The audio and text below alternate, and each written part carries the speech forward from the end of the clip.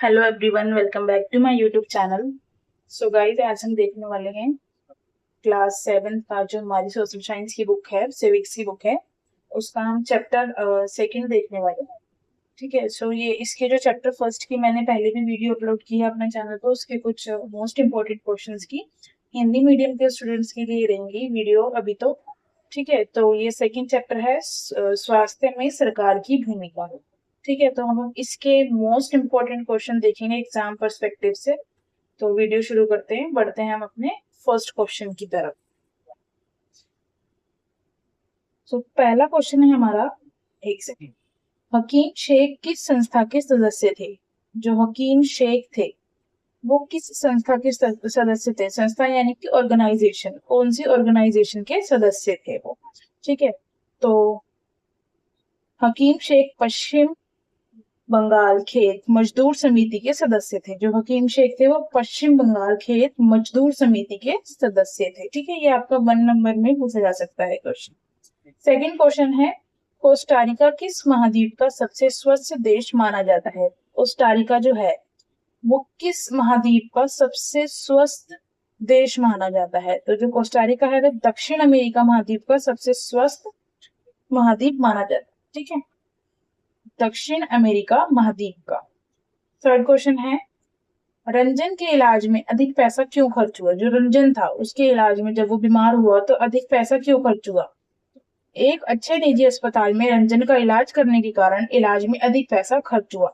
एक अच्छे निजी अस्पताल में, यानी निजी यानी कि एक प्राइवेट हॉस्पिटल में अच्छे से उसका इलाज करने की वजह से ही उसके इलाज में ज्यादा पैसा खर्च हुआ। क्योंकि जो गवर्नमेंट हॉस्पिटल्स हैं, आपको पता है कि वहां पर सबसे पहले अगर जाओ तो लंबी लंबी लाइनों में लगना पड़ता है, या फिर बाकी वहां पर जो पेपर वर्क होता है, जो कागज वगैरह होते हैं, उसमें टाइम लगता है। और कुछ लोगों का ऐसा मानना भी है कि प्राइवेट का जो इलाज होता है एज कम्पेयर टू गवर्नमेंट अच्छा होता है, भले ही वो पैसे ज्यादा लेते हैं। देखिए, ये पैसे ले रहे हैं तो ये काम भी अच्छे से करेंगे, बट जो गवर्नमेंट वाले काम होते हैं हॉस्पिटल के मामले में देखें तो लोगों को नहीं पसंद आते। तो एक अच्छे निजी अस्पताल में रंजन का इलाज करने के कारण ही इलाज में अधिक पैसा लगा। ठीक है। फोर्थ क्वेश्चन देखते हैं, रंजन को अस्पताल देखने में कैसा लग रहा था? तो रंजन को अस्पताल देखने में 5 सितारा होटल जैसा लग रहा था। 5 सितारा होटल यानी कि 5 स्टार होटल जैसा रंजन को हॉस्पिटल लग रहा था, कि वो इतना अच्छा था। ठीक है। फिफ्थ क्वेश्चन है, 1950 से 2000 के बीच भारत में स्वास्थ्य सेवाओं की सुविधा में कितनी वृद्धि हुई? 1950 यानी 1950 से 2000 तक भारत में जो स्वास्थ्य सेवा में कितनी वृद्धि हुई, हमारे को ये बताना है। तो सन 1950 में भारत में 2717 अस्पताल थे। 1950 था उसमें भारत में 2717 अस्पताल थे, जो 2000 में बढ़कर 18,218 हो गए। और यही अस्पतालों की संख्या 2000 में बढ़कर 18,218 हो गए। तो आप देख सकते हैं 2717 से 18,218 हॉस्पिटल की संख्या बढ़ गई। तो किस प्रकार से भारत ने स्वास्थ्य सेवाओं में वृद्धि की है। ठीक है। सिक्स क्वेश्चन है, संसार भर में किस देश में सार्वजनिक चिकित्सा महाविद्यालय है? संसार भर में किस देश में सार्वजनिक यानी सबसे अच्छे चिकित्सा महाविद्यालय हैं? तो भारत में सर्वाधिक संख्या में, यानी कि सार्वजनिक चिकित्सा महाविद्यालय मतलब कि सार्वजनिक अच्छी संख्या में और अच्छे महाविद्यालय हैं भारत में, चिकित्सा महाविद्यालय। ठीक है, भारत। सेवेंथ क्वेश्चन है, दवाइयां निर्मित करने वाला विश्व का तीसरा सबसे बड़ा देश कौन सा है? देखिए, जो दवाइयां निर्मित यानी कि मेडिसिन प्रोड्यूस करने वाला देश में सबसे बड़ा मेडिसिन प्रोड्यूस करने वाला सबसे बड़ा कौन सा देश है, हमारे को ये बताना है। तो भारत जो है तीसरे नंबर पे आता है मेडिसिन प्रोड्यूस करने के लिए। ठीक है। एट क्वेश्चन देखते हैं, संचारणीय बीमारियां किसे कहते हैं? संचारणीय बीमारियां किसे कहते हैं? संचारणीय मतलब कि कम्युनिकेबल डिसीज, जो एक से दूसरे व्यक्ति में जल्दी से फैलती हैं। ठीक है। उत्तर देखते हैं, जो बीमारियां एक व्यक्ति से दूसरे व्यक्ति में भोजन, पानी, हवा आदि माध्यमों से संचारित होती हैं उन्हें संचारणीय बीमारियां कहते हैं। यानी कि जो बीमारियां एक व्यक्ति से, एक पर्सन से दूसरे पर्सन में फैलती हैं, किसके थ्रू? भोजन के थ्रू। अब जैसे भोजन पे मक्खी मच्छर बैठ गए, वो खा लिया, इस तरीके से कि वो सब लोगों ने खाया ना। पानी पी लिया गंदा उससे, हवा में कोई वायरस फैल रहा हो उससे, तो ये एक से दूसरे व्यक्ति में जल्दी फैलती हैं। तो संचारणीय बीमारियां वह होती हैं जो एक व्यक्ति से दूसरे व्यक्ति में फैलती हैं। किसके थ्रू? किसके द्वारा? भोजन के, पानी के, हवा आदि माध्यमों से एक व्यक्ति से दूसरे व्यक्ति में संचारित होती हैं, तो इन्हें संचारणीय बीमारियां कहते हैं। 9th क्वेश्चन है, हम स्वास्थ्य सेवाओं को किन 2 वर्गों में बांट सकते हैं? जो हमारी स्वास्थ्य सेवाएं हैं उनको हम कौन से 2 वर्गों में बांट सकते हैं? हम स्वास्थ्य सेवाओं को 2 वर्ग में बांट सकते हैं। ये है सार्वजनिक स्वास्थ्य सेवाएं और निजी स्वास्थ्य सेवाएं। ठीक है, सार्वजनिक स्वास्थ्य सेवाएं यानी कि जो गवर्नमेंट की सार्वजनिक सेवा, जो गवर्नमेंट की स्वास्थ्य सेवाएं होती हैं। एक सेकेंड, सार्वजनिक यानी कि जो गवर्नमेंट के अंडर होती है, गवर्नमेंट के द्वारा चलाई जाती हैं सार्वजनिक स्वास्थ्य सेवाएं, और निजी स्वास्थ्य सेवाएं जो प्राइवेट सेक्टर में होती हैं। जैसे कि अभी आपने देखा कि जो निजी अस्पताल में एक सर्जन का इलाज होता है तो उसमें पैसा भी अधिक खर्च होता है। जो सार्वजनिक स्वास्थ्य सेवाएं होती हैं वह भले ही सस्ती होती हैं, पर उनमें ऐसा माना जाता है कि उनकी सुविधाएं अच्छी नहीं होती, और जो निजी होती है उनके पैसे ज्यादा होते हैं पर उनकी सेवाएं अच्छी नहीं होती। ठीक है, तो हम स्वास्थ्य सेवाओं को 2 वर्ग में बांटते हैं, एक प्राइवेट और एक गवर्नमेंट, यानी सार्वजनिक स्वास्थ्य सेवाएं और निजी स्वास्थ्य सेवाएं। नेक्स्ट क्वेश्चन है, आरएमपी क्या है? सो आरएमपी का अक्षर पंजीकृत चिकित्सा व्यवसाय से है। आरएमपी एक पंजीकृत चिकित्सा व्यवसाय है। ठीक है, ये क्वेश्चन इंपॉर्टेंट है, एमसीक्यू में या फिर इसकी फुल फॉर्म आपसे पूछी जा सकती है पेपर में। थोड़े हमारे लॉन्ग आंसर टाइप क्वेश्चन है, इनकी तरफ बढ़ते हैं। बीमारी के अतिरिक्त हमारे स्वास्थ्य को प्रभावित करने वाले कारक कौन से हैं? देखिए, एक तो हो गया कि किसी को कोई बीमारी हो गई तो वो उसके स्वास्थ्य को प्रभावित कर रही है, जैसे किसी को बुखार हो गया या किसी को कोई संचारित बीमारी फैल गई, जैसे डेंगू हो गया, मलेरिया हो गया, बुखार हो गया, सर्दी जुकाम खांसी हो गया, ये तो चलो ठीक है। अभी यहाँ से क्वेश्चन पूछे, बीमारी के अतिरिक्त हमारे स्वास्थ्य को प्रभावित करने वाले कारक कौन से हैं, उनका उल्लेख करना है। तो बीमारी के अतिरिक्त हमारे स्वास्थ्य को प्रभावित करने वाले कारक ये है या फिर निम्नलिखित है। तो सबसे पहला है पीने का अस्वच्छ पानी। मतलब हमारे पास अगर पीने का अच्छा पानी नहीं है, हम गंदा पानी पीते हैं, तो बीमारी के अलावा वो हो गया एक प्रकार की, वो भी बीमारी के अलावा फैलने वाली डिजीज है। पानी पीने का स्वच्छ पानी ना होना, प्रदूषित वातावरण अच्छा ना होना, पोल्यूशन होना, गाड़ियों का जो धुआं निकलता है, फैक्ट्री से जो धुआं निकलता है, तो वो प्रदूषित वातावरण, और पर्याप्त तथा पोषणीय भोजन का अभाव, यानी कि किसी को खाने के लिए भरपूर मात्रा में या पूर्ण मात्रा में भोजन नहीं मिल रहा और वो पोषण युक्त भोजन नहीं है, अपोषणीय भोजन मिलना। ठीक है, बिना पोषण का खाना मिलना। और गंदगी, हमारे आसपास यदि गंदगी रहेगी तो उसके थ्रू भी हमारे को बीमारियां फैल सकती हैं। तो पीने का स्वच्छ पानी ना होना, प्रदूषित वातावरण, पर्याप्त तथा पोषणीय भोजन का अभाव और गंदगी, ये बीमारी के अतिरिक्त ऐसी कुछ चीजें हैं जो हमारे स्वास्थ्य को प्रभावित करती है। नेक्स्ट क्वेश्चन है, हमारे देश में किस प्रकार की निजी स्वास्थ्य सेवाएं कार्यरत है? हमारे देश में किस प्रकार की जो प्राइवेट सेवाएं हैं स्वास्थ्य की वो कार्यरत है? तो वो देखते हैं, प्राइवेट, निजी मतलब प्राइवेट की बात करिए यहाँ पे। सो हमारे देश में निम्नलिखित निजी स्वास्थ्य सेवाएं कार्यरत हैं। सबसे पहला क्वेश्चन है, काफी बड़ी संख्या में डॉक्टर अपनी निजी कॉलोनियां चलाते हैं। आपने देखा होगा जैसे कभी किसी को छोटा मोटा बुखार होता है या जुकाम होता है, सर्दी खांसी जुकाम होता है, तो आपकी कॉलोनी में ही जो डॉक्टर्स के क्लिनिक खुले होते हैं। ठीक है, जो जैसे कॉलोनी में किसी कहते हैं ना कि ये हमारे फैमिली डॉक्टर हैं, तो वो हमारी कॉलोनी में जो डॉक्टर्स ने अपने छोटे छोटे क्लिनिक्स खोल रखे होते हैं। तो यहाँ पर उसी की बात हो रही है कि काफी बड़ी संख्या में डॉक्टर अपनी निजी कॉलोनियां चलाते हैं, यानी अपने प्राइवेट क्लिनिक्स चलाते हैं। ठीक है, सेकंड पॉइंट है, ग्रामीण क्षेत्रों में पंजीकृत चिकित्सा व्यवसायी आरएमपी कार्यरत है। जो ग्रामीण क्षेत्र है यानी कि जो गांव वगैरह है हमारे, वहां पर पंजीकृत आरएमपी की जो स्वास्थ्य चिकित्सा सेवाएं हैं वो वहां पर कार्य करती हैं, जिनसे लोगों को स्वास्थ्य से जो संबंधित उनकी सेवा है वो कार्यरत रहती है और उनमें उनको मदद मिलती है। नेक्स्ट पॉइंट है, शहरी क्षेत्रों में काफी बड़ी संख्या में डॉक्टर हैं, उनमें से अनेक विशेषज्ञ सेवाएं प्रदान करते हैं। यहाँ निजी अस्पताल तथा नर्सिंग घर हैं या विभिन्न प्रकार के जांचों के निजी जांच केंद्र भी हैं। जो शहर, अब बात आती है हमारे पास शहर की, जैसे कि शहर में हम रह रहे हैं तो यहाँ पर काफी सारी डिस्पेंसरीज होती हैं और प्राइवेट हॉस्पिटल्स भी होते हैं जहां पर हम कई प्रकार की जांच करवा सकते हैं, अपने टेस्ट करवा सकते हैं जांच केंद्रों से। ठीक है, तो शहरों में काफी बड़ी संख्या में डॉक्टर हैं, उनके पास विशेषज्ञ सेवाएं हैं। निजी अस्पताल यानी कि प्राइवेट हॉस्पिटल्स हैं, नर्सिंग है यानी डिस्पेंसरीज हैं, और यहाँ पर जांच केंद्र भी हैं। आप किसी भी प्रकार का टेस्ट यानी कि जैसे खून जांच हो गई, ये सब करवा सकते हैं।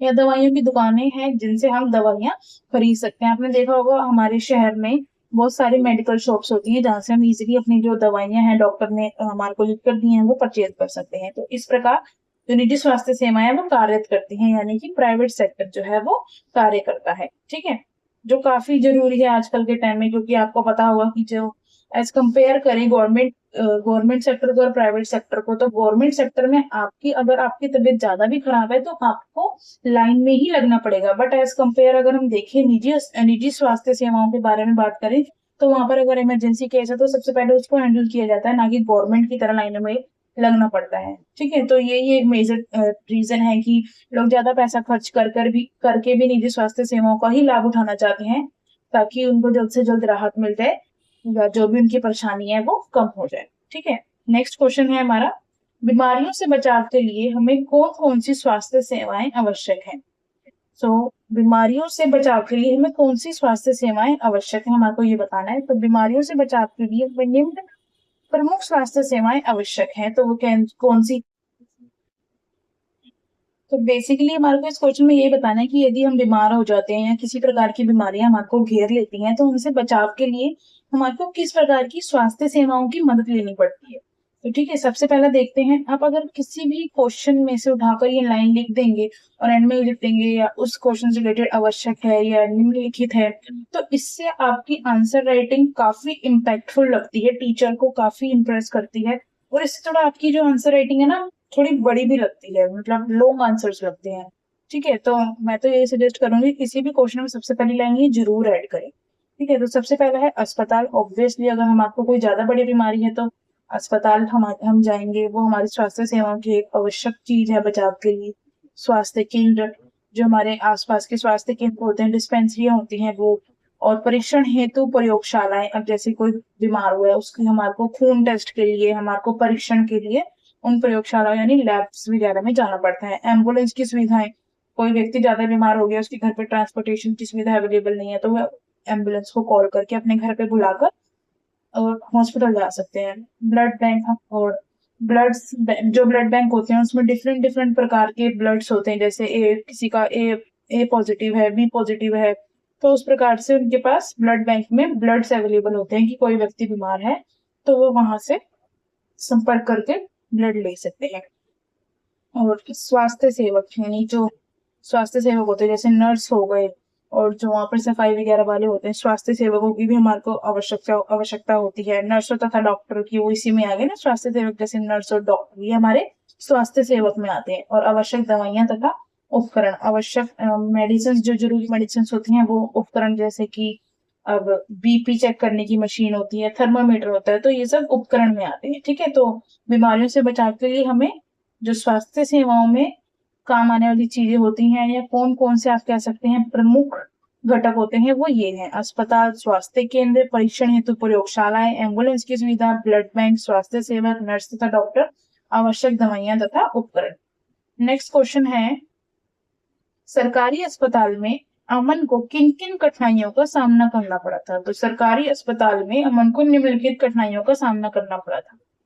पहला पॉइंट है, उसे ओपीडी काउंटर पर एक लंबी लाइन में इंतजार करना पड़ा था। जैसे कि मैंने आपको पहले क्वेश्चन में भी बताया था कि जो हमारे निजी अस्पताल है वहां पर हमारे को लंबी लंबी लाइनों का के लिए हमें लग के वेट नहीं करना पड़ता। वहां पर जाते ही हमारे को सबसे पहले देखा जाता है अगर कोई इमरजेंसी सिचुएशन होती है, पर एज कंपेयर करें सरकारी अस्पताल से, तो वहां पर जो लोग नहीं जा सकते उनकी संख्या ज्यादा होती है, तो हमारे को ओपीडी की लंबी लंबी लाइनों में लगना पड़ता है, पर्ची बनवाने के लिए लंबी लंबी लाइनों में लगना पड़ता है, और बहुत सारी चीजें। तो सबसे पहले सबसे पहली कठिनाई अमन को कौन सी सामना करना पड़ा कठिनाई का, उसे ओपीडी काउंटर पर एक लंबी लाइन में इंतजार करना पड़ा, उसे खून की जांच के लिए भी एक लंबी लाइन में खड़ा होना पड़ा, उसे खून की जांच के नमूने 3 दिन बाद प्राप्त हुए, यानी जो उसके खून टेस्ट की रिपोर्ट थी वो उसको 3 दिन के बाद मिली।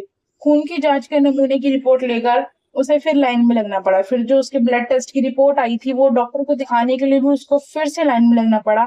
इस बार उससे दूसरा डॉक्टर मिला